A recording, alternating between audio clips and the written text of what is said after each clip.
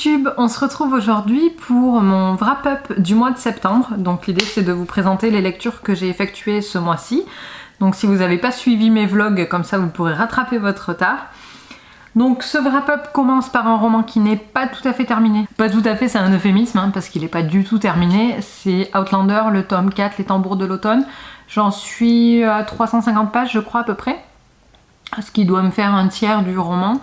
Et j'ai décidé en fait sciemment de ne pas le terminer pour pouvoir le continuer sur tout le Pumpkin Autumn Challenge qui dure 3 mois. Donc si je lis un tiers par mois, voilà, ça fera les 3 mois sans pour autant que je me lasse de cette lecture. Parce qu'Outlander ce sont des gros pavés et que j'ai peur de pas de me dégoûter, mais c'est vrai de me détacher un petit peu de l'intrigue si je la lis voilà, de A à Z de suite quoi. Donc voilà, j'ai lu un tiers d'Outlander, mais il n'est pas dans ce wrap-up parce que je ne l'ai pas encore terminé. Sinon, ce que j'ai lu, vous l'avez suivi, je vais pas le faire dans l'ordre de lecture, mais plutôt dans l'ordre de ma pile. Hein. Et en fait, c'est pour ça que je vous filme cette vidéo très tôt aujourd'hui. En fait, pourquoi je vous dis très tôt? Parce qu'elle ne va, par rapport au moment où je vous la filme, elle ne paraîtra que la semaine prochaine. Mais j'ai tellement envie de ranger mes livres dans ma bibliothèque derrière que voilà, je la tourne aujourd'hui. J'ai lu King of Scars de Leigh Bardugo, donc le premier tome de la duologie de Nikolai, mais également le 3, 5, 6e tome du Grishaverse. Donc en fait j'ai lu Grisha au mois de décembre l'année dernière, je crois que j'ai terminé le dernier tome en janvier.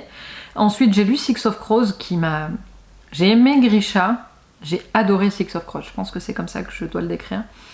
Et King of Scars je l'ai aimé, je peux pas dire que je l'ai adoré. Dans King of Scars, j'ai adoré les personnages que je retrouvais dans Six of Crows. En revanche, certains personnages qui sont plus issus de la trilogie Grisha m'ont un petit peu plus gênée. Mais voilà, je vous ai fait des vlogs, donc je pense que ce sera plus détaillé dans les vlogs. Quoi qu'il en soit, l'histoire est assez intéressante. Hein. Je veux pas dénigrer le bouquin parce que j'ai quand même pris du plaisir à lire ce roman. Et j'ai également hâte de lire la suite. J'ai essayé de farfouiller un petit peu sur les internets pour savoir quand est-ce que ça allait sortir, mais je crois pas qu'il y ait trop d'infos. D'ailleurs, si vous savez quelque chose, merci de me le dire en commentaire parce que ça m'embête un peu, j'ai pas envie que ça sorte trop tard, même si c'est l'une des rares sagas dans laquelle je suis à jour. Ouais, le projet 30 avance. Au tout début du mois, j'ai lu mon premier livre du Pumpkin Autumn Challenge qui est La fille des Templiers, le tome 2 de Mireille Calmel, que j'avais commandé chez France Loisirs. J'avais également lu le 1 suite à une commande France Loisirs. J'ai beaucoup apprécié, encore plus le 2 que le 1. J'ai trouvé vraiment le 2 top. Ça m'a rappelé... En fait, comment vous dire? Je pense qu'un jour je vous ferai une petite vidéo sur mon histoire avec la lecture et comment mes goûts ont changé aussi avec l'âge. Et avant, quand j'étais étudiante, j'adorais, d'ailleurs ils sont tous là, ici et ici, j'adorais les fictions historiques ou les espèces de chasse au trésor à la Sidney Fox, là, un peu Da Vinci Code, un peu, voilà, un petit peu tout ça.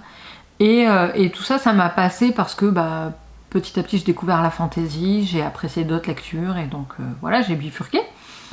Et en fait, en lisant La fille des Templiers, j'ai retrouvé un petit peu ces côtés que j'appréciais tant.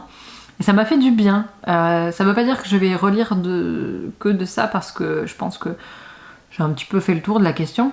Mais en tout cas, c'était une Madeleine de Proust assez sympa parce que ça m'a rappelé mes bons moments de lecture. Et en plus de ça, l'intrigue est vraiment géniale. En plus, je vais dire 10 fois en plus, je pense. Donc, en plus... Hein, ça nous apprend beaucoup de choses sur l'histoire, sur cette époque en France.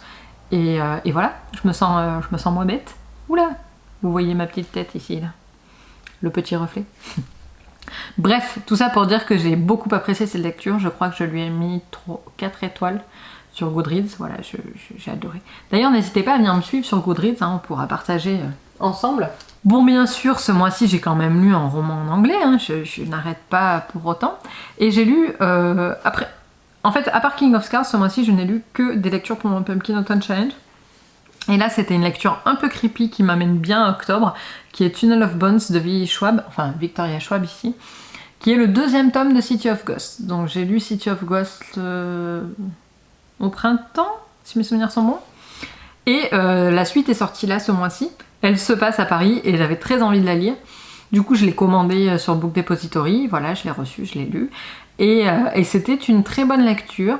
On retrouve Cassidy et ses parents et son pote le fantôme là, et il se passe des trucs un peu gênants dans Paris parce que Paris c'est une vieille ville dans laquelle il y a plein de cadavres et donc plein de fantômes.